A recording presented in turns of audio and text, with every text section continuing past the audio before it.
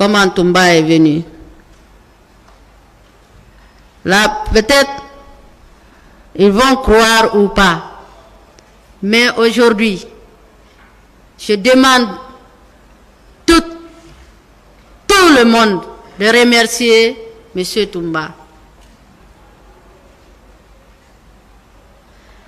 Lorsque Toumba est venu, nous, on ne connaissait pas Toumba. Moi, en personne, j'entendais le nom de Toumba, j'entendais le nom de Pivi, j'entendais le nom, on le voyait à la télé. Vous comprenez? Mais parce que lorsque on nous frappait encore, entre-temps, Toumba est venu. Ça, j'ai oublié d'expliquer. Entre-temps, Toumba est venu. Toumba est venu leur dire que pourquoi vous faisiez cela.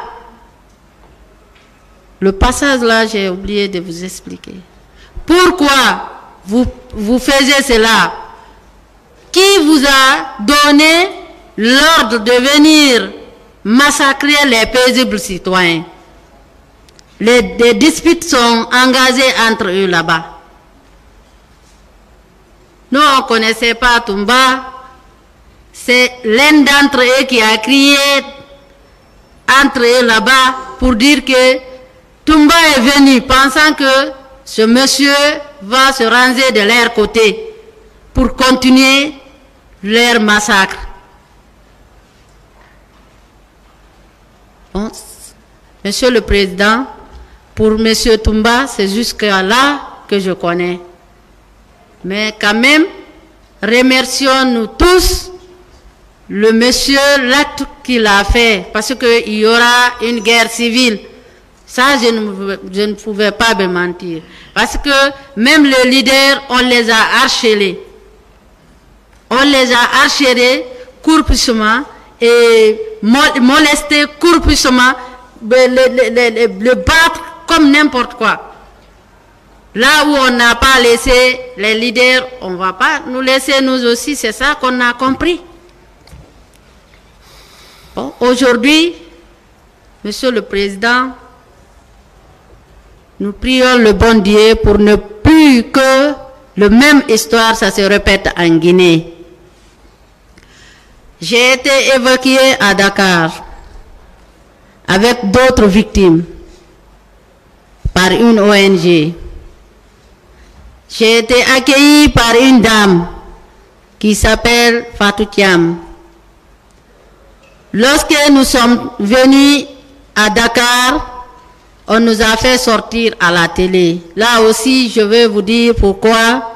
Parce qu'on n'était pas d'accord. Il y avait une dame au nom de Madame Si, Mariam Diallo, qui a fait sortir le journal pour mettre dans le journal que on a vite de couper la tête de quelqu'un sans fuir avec la tête. Monsieur le Président, on va mourir tous. Moi, je ne vais pas venir à la barre ici mentir. Si vous arrivez à voir cela, moi, Fatoumata, je n'ai pas dit. Et le journal est là.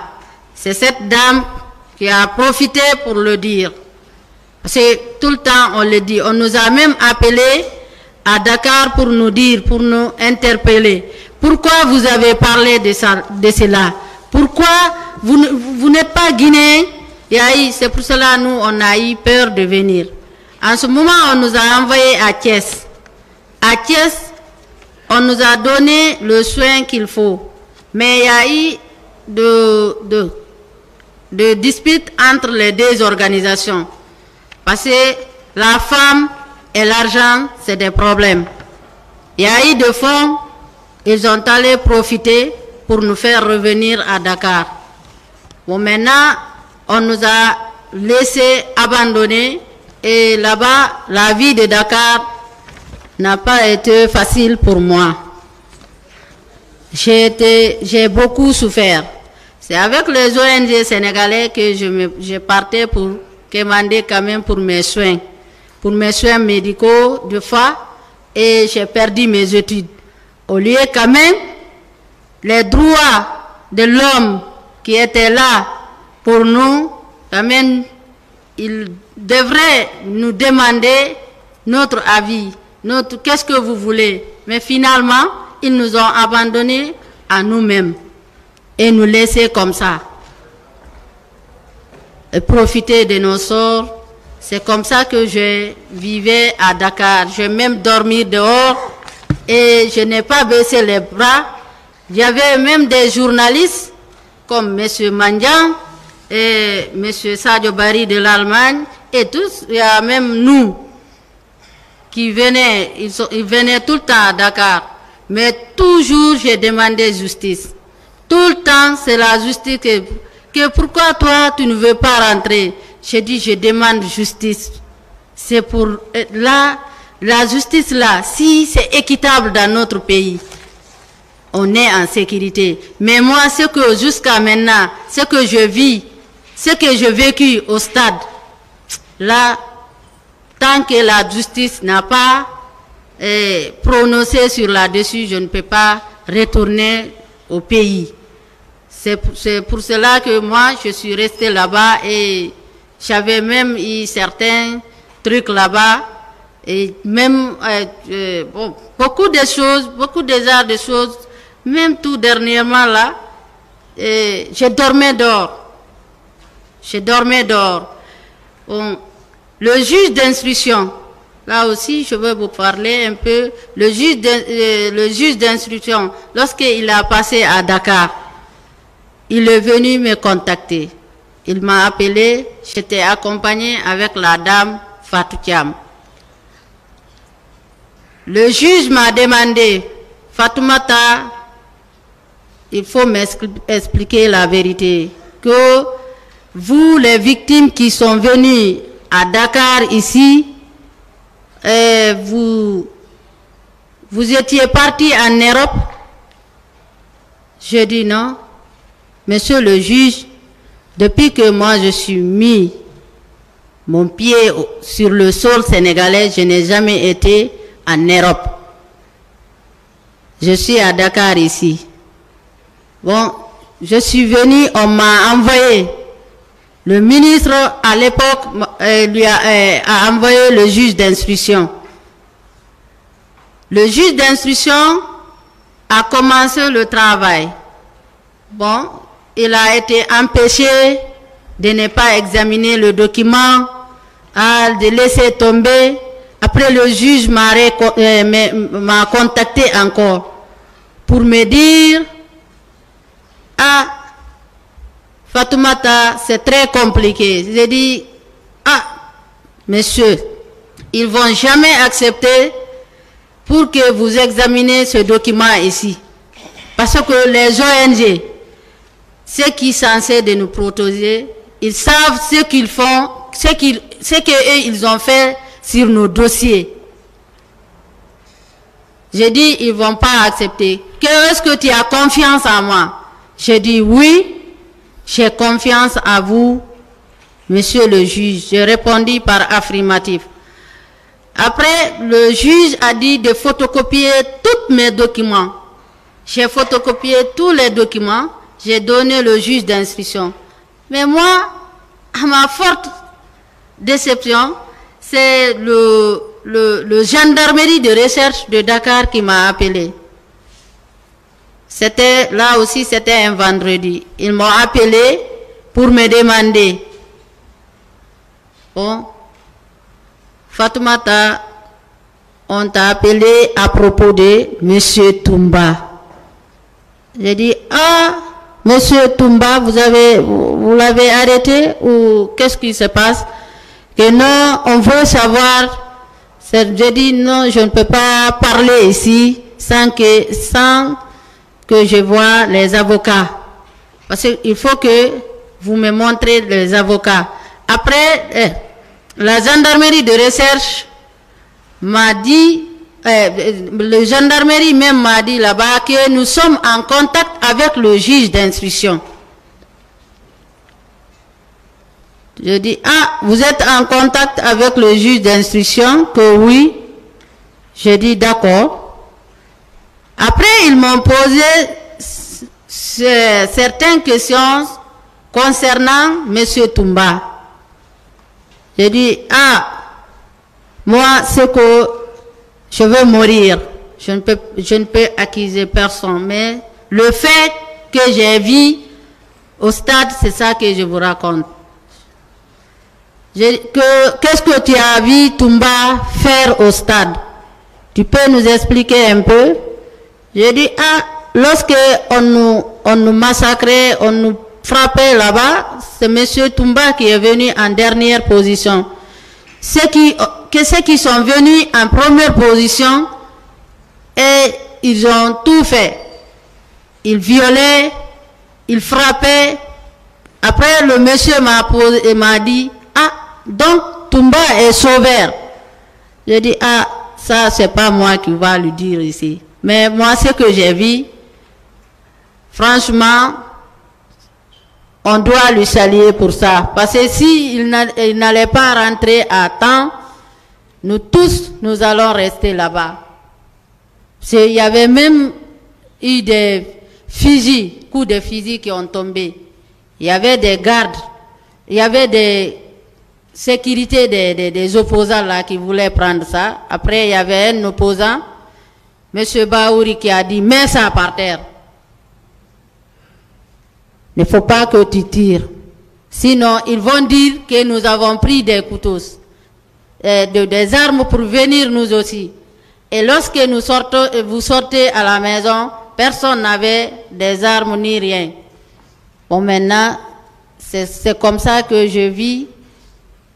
Moi, c'est comme ça que je vis. Toumba est venu là-bas. Je n'ai pas vu Toumba tuer ni violer.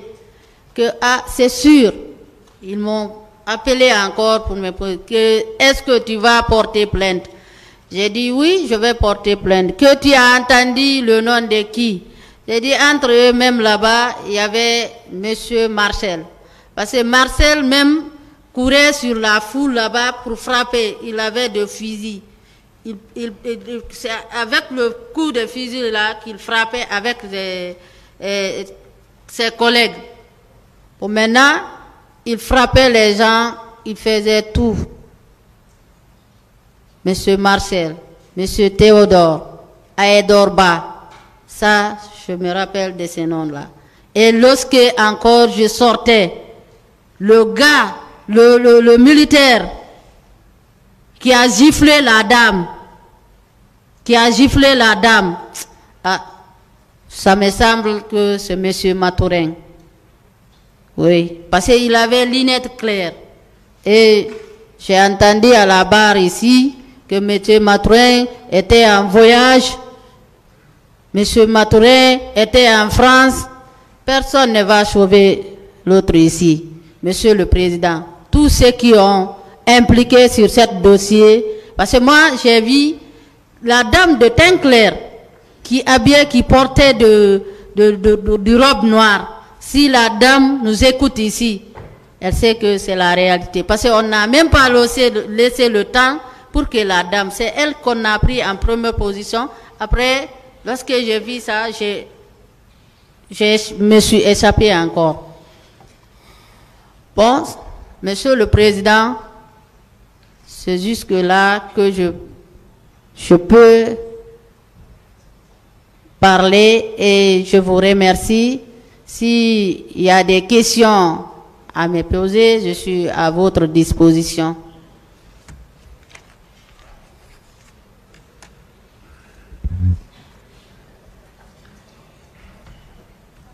Vous êtes venu au stade à quelle heure ce jour, madame? Hein? Vous êtes venu au stade à quelle heure? Je suis sortie, parce que le matin d'abord, il y avait eu de la pluie, ça pleuvait un peu. On est attendu vers 6h, 7h. 7h qu'on a quitté à la maison avec ma cousine et on est sorti pour venir sur la route. On a vu la foule, après nous avons marché avec eux. C'est à 7h, 8h, 8h et quelques. On était passé même en cours de route. Il y avait des cars qui disaient que il y avait certains qui étaient dans le car, les biches blanches, qui disaient de monter dans le car. Nous, on a dit non, Parce qu'il avait des maillots Chelsea. Même ces gens-là frappaient au stade. Ceux qui ont des maillots Chelsea là. C'est comme ça que je suis venue. On a trouvé Tcheboro arrêté avec ses gardes. Ce jour, est-ce que vous avez pu identifier ceux qui vous ont fait tout ce que vous venez de narrer là? Oui, on a... Bon, c'est leur nom en parlant, parce que les deux là, on a tout fait pour faire sortir leur visage, on n'a pas pu.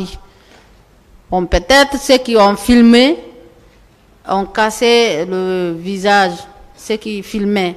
Parce que moi, lorsque j'étais chez moi, j'étais assis, c'est comme ça que j'ai vu ma photo. Et là où je me suis cassé, le frère de ce dernier m'a expliqué que, ah, madame, ta photo, tes images sont sorties. Je n'avais même pas cru. Bon, maintenant, À quelle heure vous avez quitté le stade? c'est entre 9h, parce qu'on est rentré, on a laissé Tcheboro. Et avec ma cousine. Vous avez quitté le stade, je dis. À quelle heure vous êtes sorti du stade? À quelle heure? Ça, je ne me rappelle pas. C'est qu'il était 11h midi. Comme ça fait, je ne me rappelle pas parce que je n'avais pas de montre ni rien avec moi. Mais quand même, nous avons tiré là-bas. C'est ce qu'il faisait. C'est tellement dur. Arriver même prendre les... Il voulait même nous tuer parce que lorsqu'on sortait, on voyait même le camion là garé. Les camions qui étaient garés, ils voulaient nous embarquer là-bas, mais l'autre là a dit il faut foncer de l'autre côté. Ministère public des questions.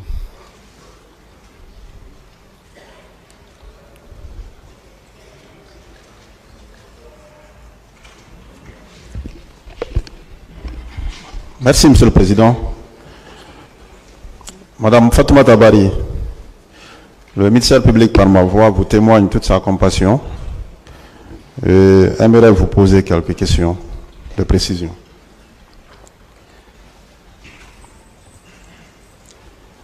Lorsque vous êtes arrivé sur l'esplanade du stade, quels sont les corps habillés dont vous avez remarqué la présence? Bon, lorsque nous sommes arrivés, on avait vu les policiers, les gendarmes qui étaient aux environs du stade. Parce qu'on est venu les trouver là-bas, après on les a déviés pour rentrer. Parce qu'ils ne frappaient pas en ce moment. Parce que moi, lorsqu'on était venu, c'est Tcheboro et ses gardes, en compagnie de ces gardes-là, que j'ai vu en premier avec béret rouge. Après, c'était... Bon, ils ont dit... Ah, Tcheboro disait de reporter la marche. Il disait ça aux jeunes, quand même. Ok. Merci. Lorsque vous étiez au stade, vous dites que l'ambiance était bon enfant. Et les hommes qui tiraient, est-ce que vous avez pu remarquer leur tenue? Oui, les hommes qui sont rentrés pour tirer là, c'est des hommes qui avaient des t-shirts noirs, des pantalons noirs, trucs là, militaires. Il avait les CMS, c'est eux qui ont rentré en première position. C'est eux qui sont rentrés. C'est que avec le tennis kaki là aussi, il y avait des tennis kaki carreau là qui étaient venus nous trouver lorsqu'on était sur le tribune. Vous étiez où précisément au sein du stade? Vous étiez où? Sur la pelouse ou bien vous étiez à quel endroit du stade? Bon, nous on était aux tribunes avec les leaders. On était aux tribunes là-bas avec les leaders et bon, on était assis à côté d'eux. On n'était pas loin d'eux, mais on était dans le même truc. Parmi les accusés présents dans le box,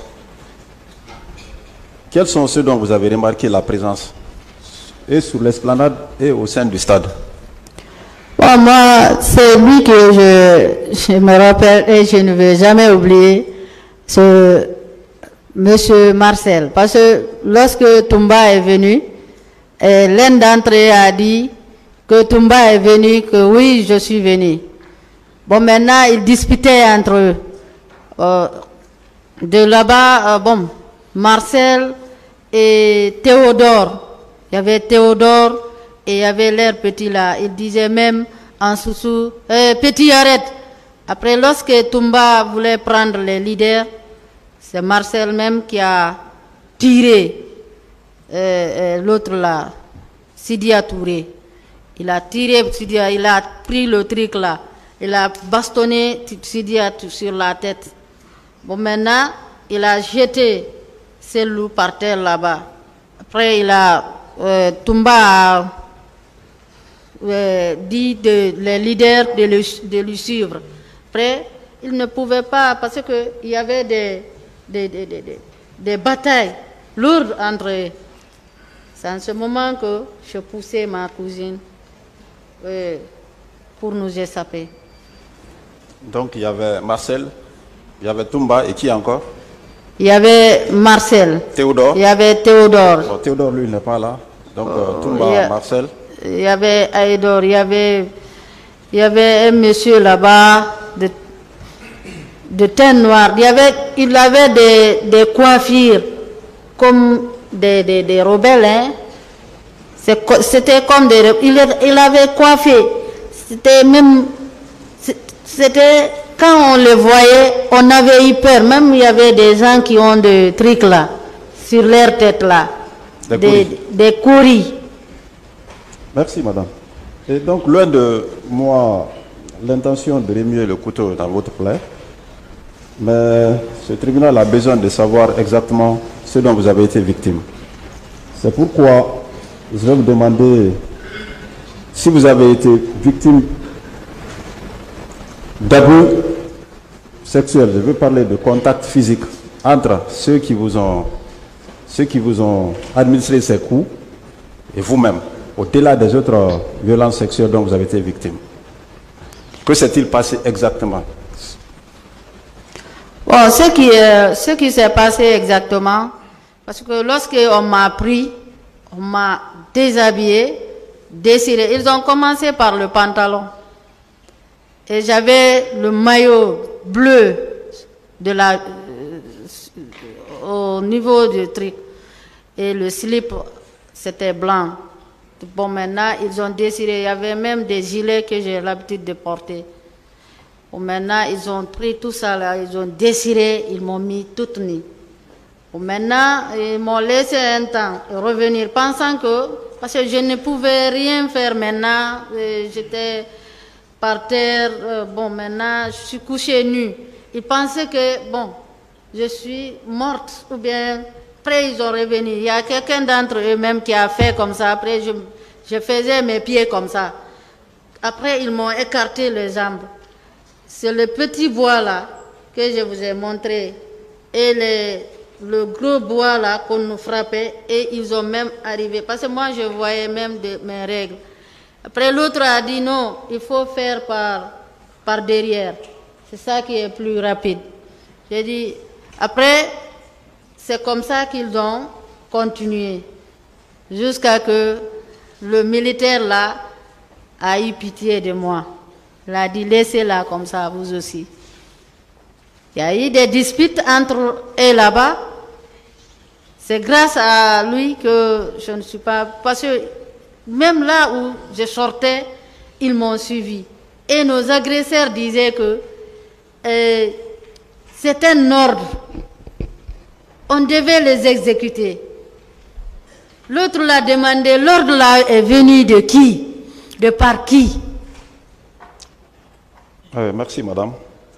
En parlant de M. Toumba, lorsqu'il est arrivé, il était seul ou bien il était accompagné d'autres militaires? Donc moi, ce que j'ai vu Toumba seul, parce que moi, je ne connaissais pas Toumba.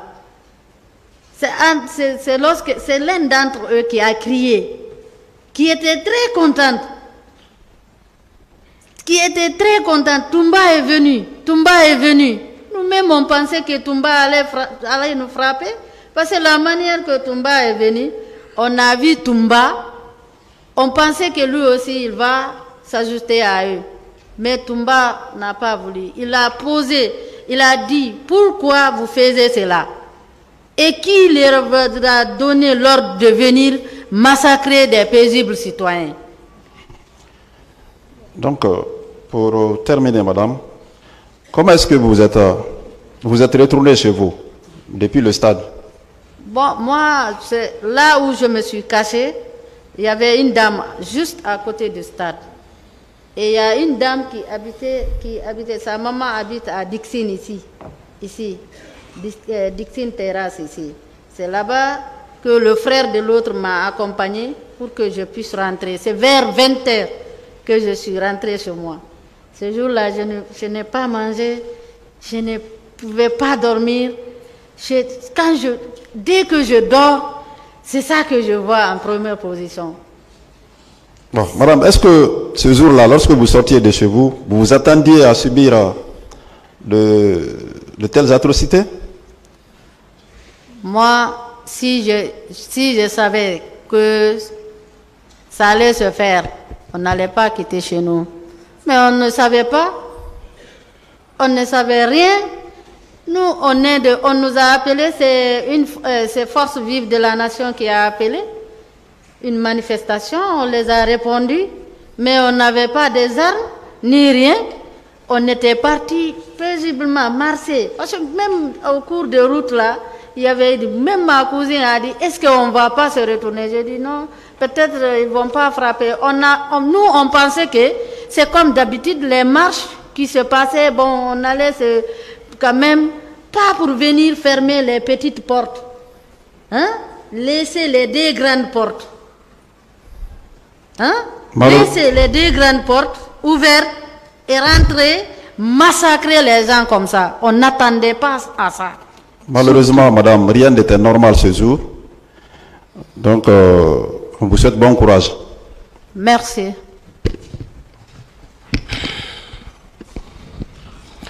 Merci, Monsieur le Président, honorables assesseurs. Madame Fatma Tabari, nous vous réitérons toute notre compassion. Merci. Mais nous allons insister parce que le tribunal a besoin de comprendre. Surtout par rapport à ce cas de viol-là. Est-ce que c'est une seule personne qui vous a violé? 2, 3, combien de personnes? Ah, moi, lorsque on m'a jeté sur sort, j'ai perdu conscience parce que là, c'est lorsque je me suis réveillée, j'ai vu des trucs là. Le sang qui courait même pour me frapper là. Parce que j'avais perdu l'espoir. Vous avez perdu connaissance? J'ai perdu connaissance pour la première. Bon, ils ont revenu parce qu'ils m'ont laissé un petit temps. Entre-temps là, ils sont venus, c'est lorsqu'ils ont écarté mon jambe, mes jambes, que j'ai crié. Là, j'ai crié. Je me suis réveillée, j'ai fait comme ça. Bon, maintenant, ils ont continué. Après, l'autre là a dit, fais par derrière. Là, c'est là que j'ai senti du mal.